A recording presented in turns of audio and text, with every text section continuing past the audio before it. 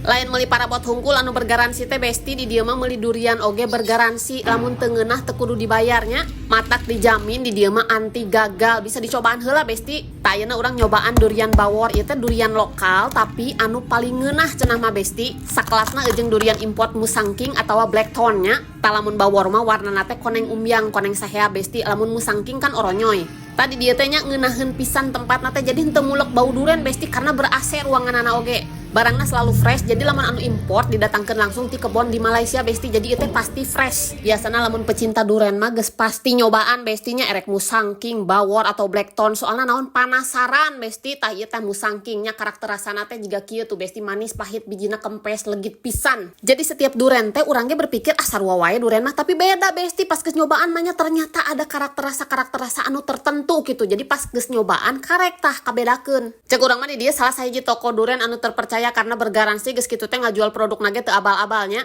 Jeung aya wae nu meulina teh berarti naon eta teh tandana payu bestinya. Ieu teh ngaranna Durian Kartel Bandung, alamatna di Jalan Cihamplas nya.